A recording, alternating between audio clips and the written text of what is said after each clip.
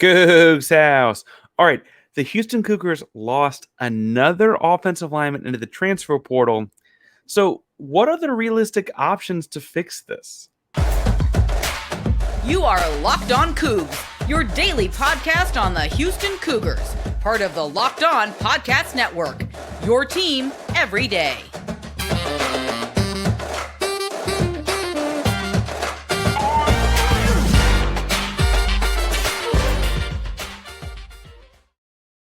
Welcome to Locked On Cougs, the daily podcast about your Houston Cougars. I'm your host, Houston-born teacher and coach Parker Ainsworth, here to break down all things Cougs. If you're a U of H fan or just a hater can stop by, please be sure to subscribe down below. That way we can lay us on the Cougs in your newsfeed each and every day. We appreciate you making Locked On Cougs your first listen of the day. Welcome back to the YouTube channel. It is good to see you again. We're over 1,000 subscribers. We are looking to get to 1,250 in the very near future.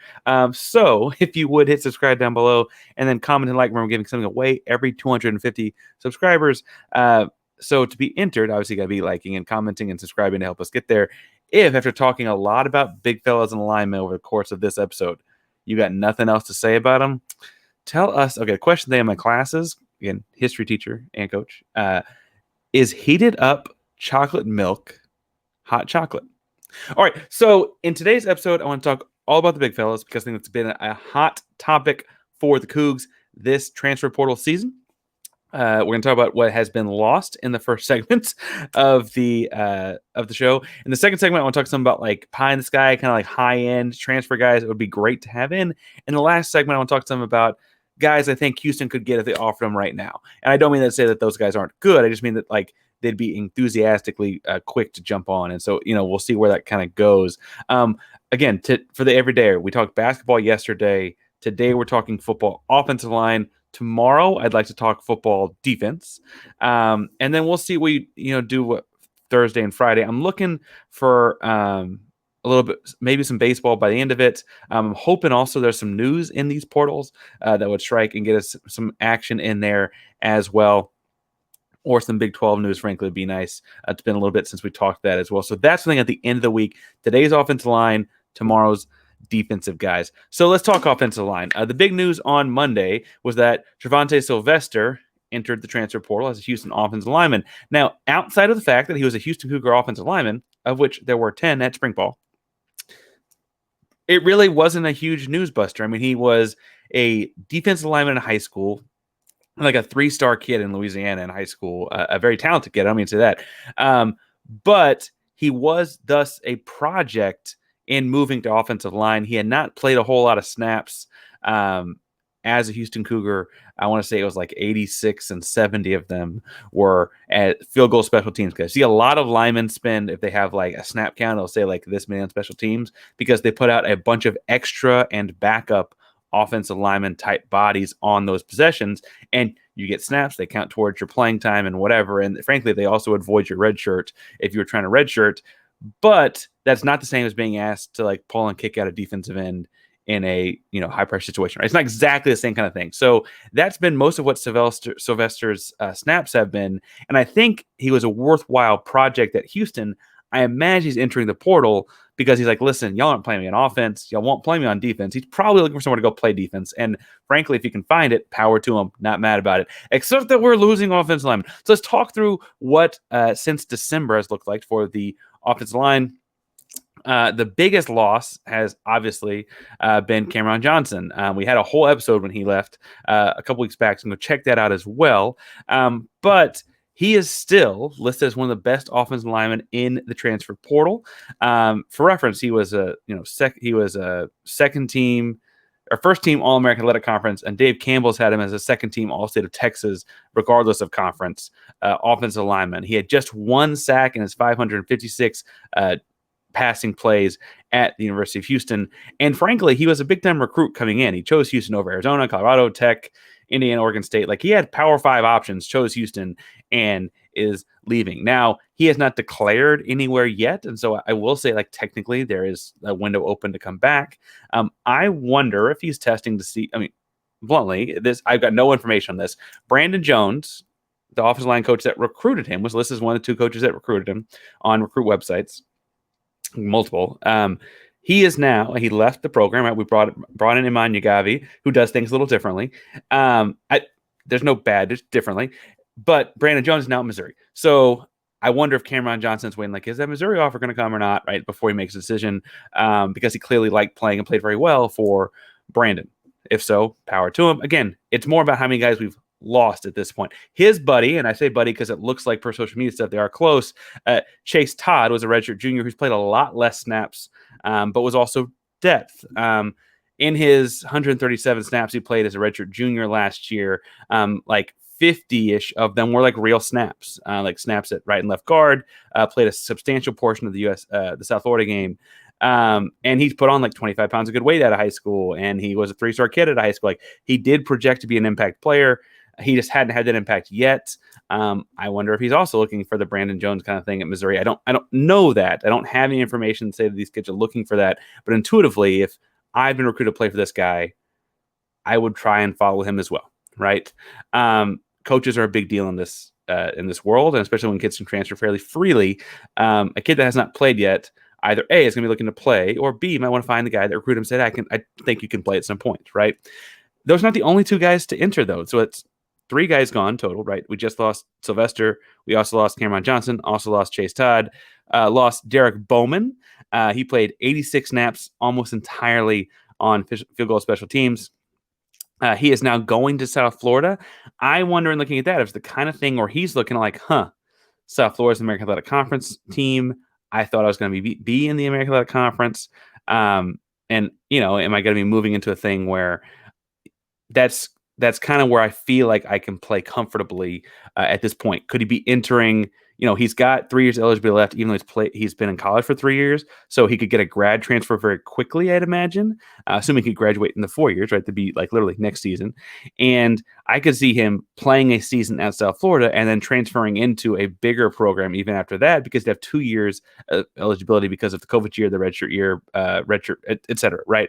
He's got time left to play, and I wonder if that's kind of a long-term picture for him. No information, just I'm looking at.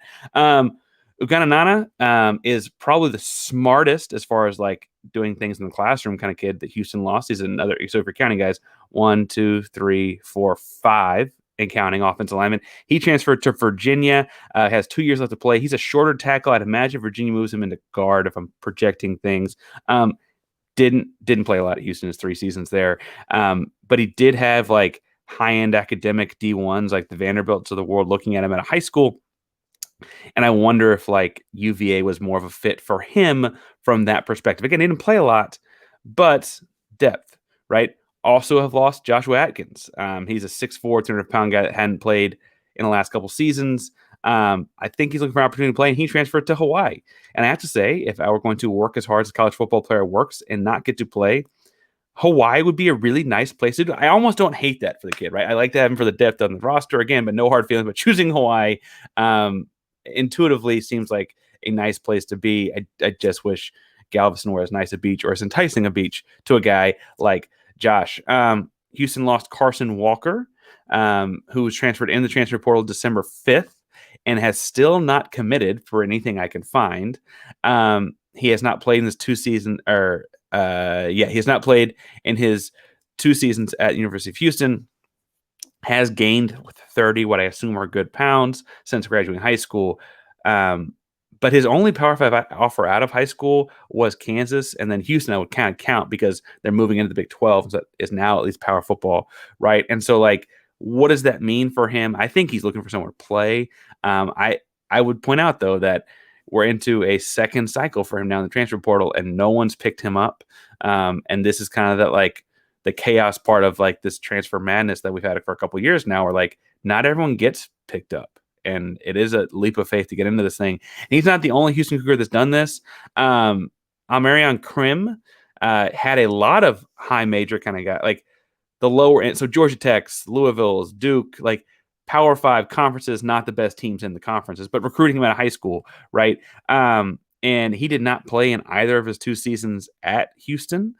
He's originally from Alabama, and I wonder if he's looking to get back that way. But again, he also entered on December 5th and has not gotten picked up. So if you're counting here, the real problem is not necessarily, with the exception of Cameron Johnson and potentially Chase Todd down the line, like immediate impact on the field next season. I think Todd and Johnson would have played. I mean, obviously Johnson, but I think Todd would play a lot too. The bigger issue for Houston next season is they lost 1, 2, 3, 4, 5, 6, 7, 8 offensive linemen into the portal. Now, they have pulled 3 in. Shamar Habdi-Lee did a little talk with John last week about, but he's a big body coming in from Florida International. Jalen Garth admittedly transferred before last season, but got ruled ineligible for last season. He came in from UT Austin. And then, I don't know if you noticed it was on the day the spring game was supposed to happen, then they got canceled. Max Baines is coming back to campus. He originally was at Houston and then went out to Akron and is now back coming to Houston. So that's 8 guys out, 3 guys in. There's a lot of spots left to go. I'd like to talk some about my Pine Sky guys in a moment, but I want to say that I think interesting thing here is, and looking at just that issue as a macro, right? First of all, it's worth pointing out that Houston did change offensive line coaches and thus philosophies as far as how they're going to do some things. And that's enough to make some of these guys want to jump and find somewhere more comfortable. It also, frankly, as a different type of environment, might not have been what the kids signed up for. And that's totally understandable. The hope would be that Naghavi would find guys that fit what he wants to do, and that Dana and he would work together to find some sort of a type of offensive lineman to come in. Habdi-Lee may be that type. Jalen Garth hopefully is that type because he technically came in before Naghavi. Max Baines may be that type. He may be coming back around for the new offensive line look. I've got some guys that I think fit it, and I want to talk with them in the second segment.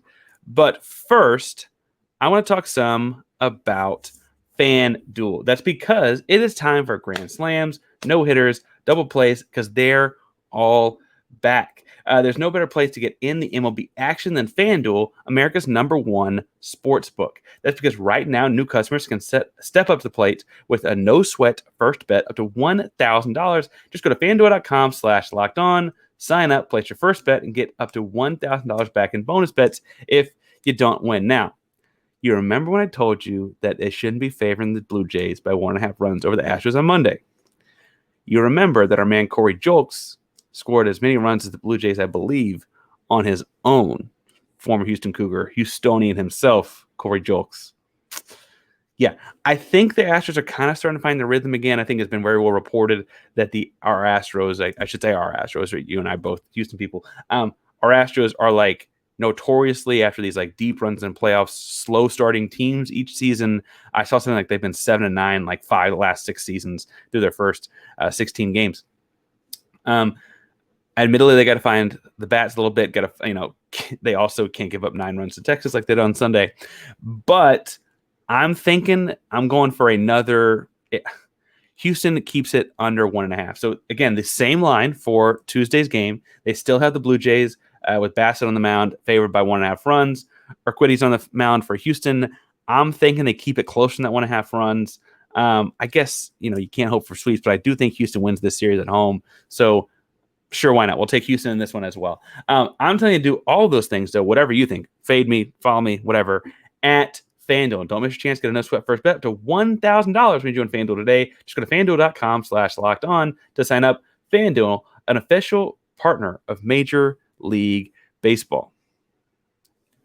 All right. So what I have to say here is I do think that this offensive line problem is something that was going to be natural. I wish it weren't happening as Houston was about to go into Big 12, right? Because frankly, that's a big step up in defensive line and front 7 play. Not to say that there weren't good teams in the American. I'd argue Cincinnati was a very good team in the American. There were certainly years that Memphis was a very good team in the American. SMU can score some freaking points, right? Those kinds of things that happen in the American. But it's a big step up in the week in, week out, just size, speed, strength, just weight, even if you look at the average weight of offensive, defensive lines.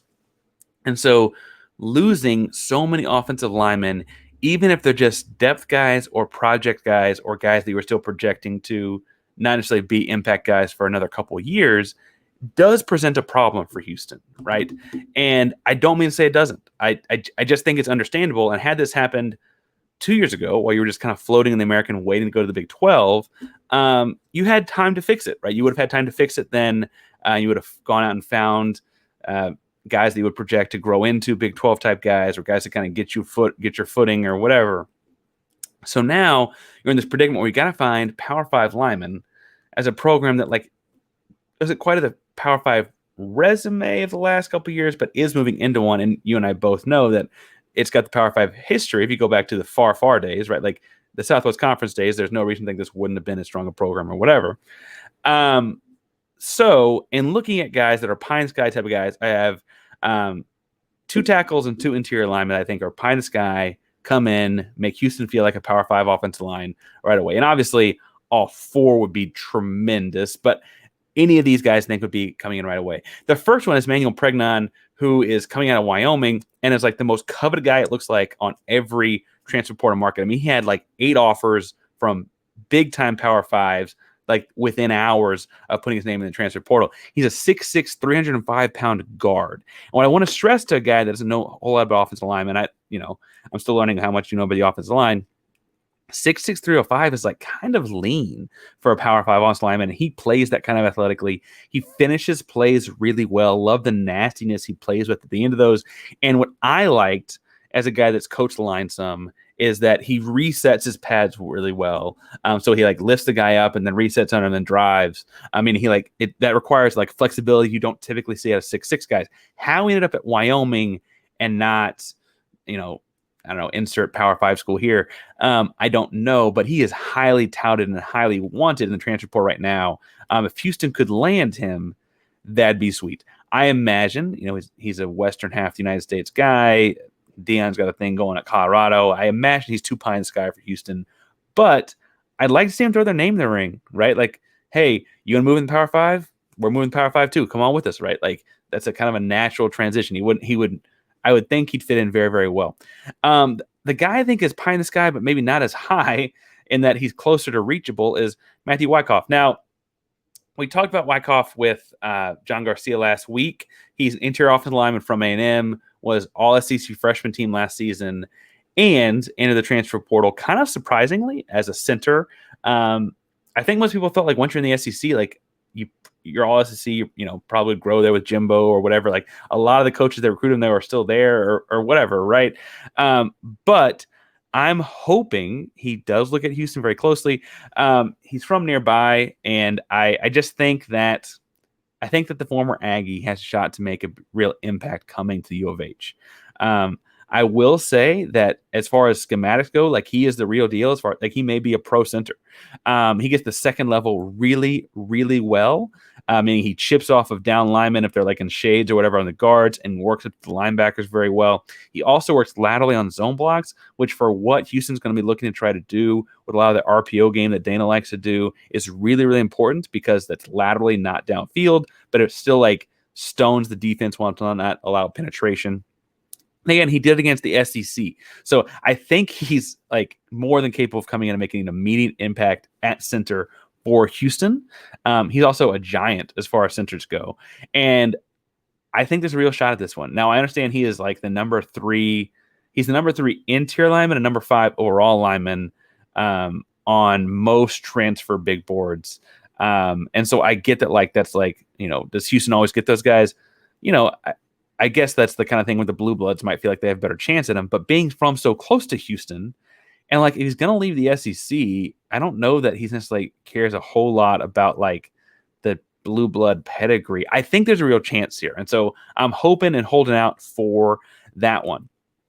Another guy that does attend one of those Blue Bloods, although not SEC Blue Blood, that I'm looking for is offensive tackle, a guy named Cortland Ford. He's 6'6", 305 out of USC, the LA USC. And he had 12 starts there over 2 seasons of playing ball. I think they thought he was going to be like a full-time starter last season. He started 4 or 5 games. I was really impressed by his athleticism.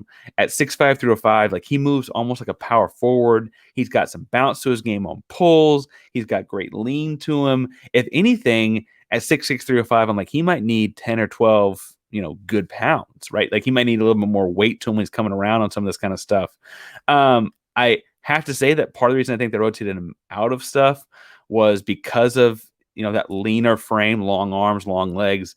He didn't quite have like the bulk. Like he could get run over by big pass rushing, like bull rushing type lineman. And I would think that you'd hope to continue to work that out of him. He's from Cedar Hill, though. The big story here is he's from Texas, even though he went out to USC. And so I think you'd pitch Houston as a way to get him back into Power 5 football in the state of Texas. You go play at TCU. I guess TCU comes to us this year. You go to them the next year or whatever, right? I think he's the kind of guy that would be an impact guy at tackle, though, especially in losing Cameron Johnson. I feel like you could bump some guys around. Some of our guys that maybe aren't as long could move inside. I think he's an impact guy, though. And I maintain I think he's going to be in watching stuff on him recently, I think he's going to be a guy that makes an impact somewhere very, very quickly in the transfer portal. And then I have very few notes on him on this page because I've talked about it a lot. But Bray Walker is, again, a former 5-star kid at Oklahoma. He's a giant of all giants. He has not played a whole lot in his time there, and I understand that gives a red flag. Yeah, okay, you're nodding. You've heard this story before. It gives red flag to people, right?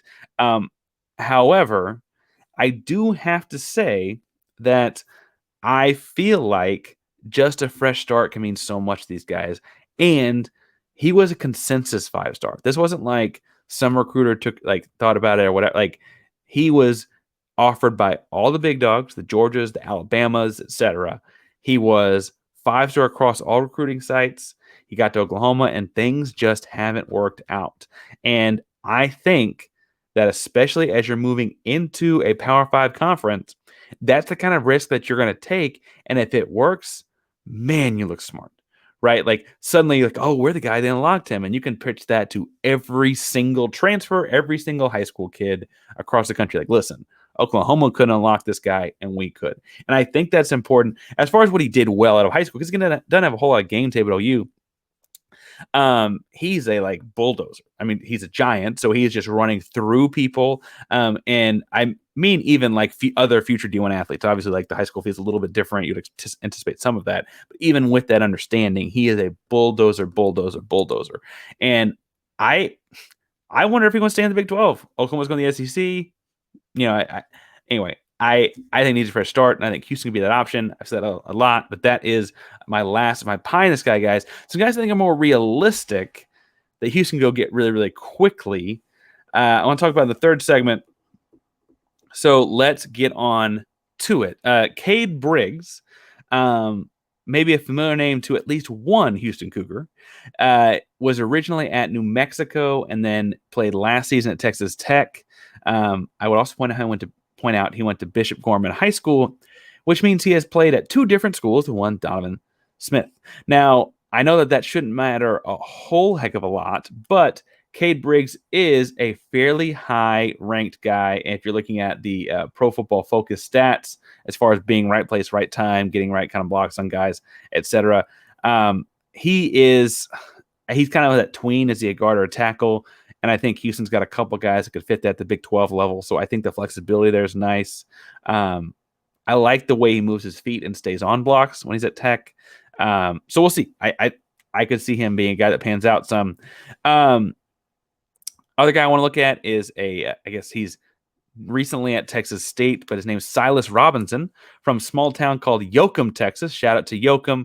If you are a Friday night Tex person, first of all, you probably also remember Lucas Coley, but Yoakum was the Yoakum Outlaws. They had a whole team in one of those shows, right? With the small town kids that came in San Antonio Beer, right? He is that small town kid. Now, he originally went to Arkansas to high school. Something didn't work out there. He didn't play. He was a redshirt guy there, and then transferred to Texas State. Got a lot closer to home. If you know where Yoakum is, it's kind of that same triangular area as the Gonzaleses and Lulings and all that part of the world. So Texas State's not far. Houston's not much farther, and I think it's a kind of program that could really elevate his profile. And again, he was a high-end prospect out of high school. He's a great pass blocker. My only concern would be his run game stuff. He's not quite low enough on some of it and not quite driving like you'd want to for moving into a Power 5 kind of stuff. You think that, Naghavi could be the guy that coaches that into somebody, but he also is probably going to want some level of that in the guy. So I do think if they offered Silas, though, that I feel like that'd be a pretty quick commit as far as what his other stuff's looking like. And again, I think he's a kid that would help with depth for sure and may turn into something down the line as far as a realistic option. at some point, you just need bodies also, like for what this is worth. Speaking of bodies, I think the most like square footage of a body of anyone on this list is Cardell Thomas. Cardell Thomas is from LSU. He is in the transfer portal. He is 6'3", 356 pounds. That is roughly a perfect square. But I have his Pro Football Focus stuff up right now, and I think what's interesting is because he's just so hard to get around as an interior offensive lineman at 6'3", 356, his pass blocking grades are off the charts. And when you pull up the film of him online, he's only played in a handful of games because, frankly, I think he could probably stand to lose some of that weight and get in better game shape. We got the facilities to do it. We're going to be okay. I think what's interesting in looking at him play, though, is that it really is like he moves his feet just well enough to be the giant he is and be constantly beating guys up with his hands, right, moving them down side to side. His run blocking stuff is good downfield is not quite as good. I don't see that as a deterrent. If Naghavi is the kind of guy that says, I can fix that. If he's the kind of guy that says, I want that when they come in, we're still figuring out what he wants, right? But that could be a little bit different. All right, the last guy I got here is Trevor Robinson. Now, Trevor Robinson, I thought this was a typo at first, right? Trevor Robinson is Roberson is 6'11". You heard that right, 6'11". No, I don't think he'll play center for the basketball team, but he is 6'11", 345, and started off at Texas Tech and then played at Texas State. I think people see him as a project because a 6'11", 355 tackle, you're like, what kind of bend are we looking at here? What kind of options we have here? And admittedly, he does not have a lot of game tape out there. He's not like a very guy that's got in a lot of football games. 6'11" might at some level just be too darn tall. It's hard to play offensive lineman with leverage and that kind of stuff. But it'd be a one-year project. He only has 1 year of eligibility left. And I think he has 2 because the COVID year. My bad, Trevor. Anyway, without digressing too far, I think this is the kind of guy where, much like Bray Walker, and that's why I'm wrapping this segment with him, I think it's the kind of guy that as a project guy, you almost want to take a swing on if you're Houston, because what's the worst thing that happens? You have a practice offensive line that's 6'11", right? Again, Houston only lost 1 starter from last season going into next season to date. Theoretically, you replace him with Jalen Garth. Now, I think that's not quite how things are matching up, and we can talk about that as we get closer to the season, obviously, or closer to like spring practice, summer practices, obviously. But I do think that for what it's worth, these depth guys are good opportunities to take swings for the fences and see what happens. And I think there's a bunch of guys out there. If you think there's other guys out there, find me at Painsworth512, PAINSWORTH 512 on Twitter, Instagram, and all of your various social media handles. And let's talk about it. Let's talk about who you find, because those are guys that jump off the page to me, both as pie-in-the-sky options and realistic options to help solve this offensive line problem. But I'm open to hearing what you guys have to say and researching. So comment down below, find me on social media, and let's talk about it. I'll also be happy to talk all things Cougar basketball. The baseball team's kind of on an upswing right now. Astros, Rockets got a draft coming up. I guess Texans have a draft coming up before that. We'll talk all things Houston sports again at Painsworth 512, PAINSWORTH 512 on all your social media handles. Thank you guys so much for tuning in to Locked on Cougs today. If you're looking for a second listen of the day, I'm going to recommend Locked on Big 12 right now, because we're talking football and they're looking at the next season and what the conference looks like in the years after that. And Josh Neighbors did a great job. So I'm going to say to go check that out as well. Locked on Cougs is a proud member of the Locked on Podcast Network. That means your team every day. Go Cougs.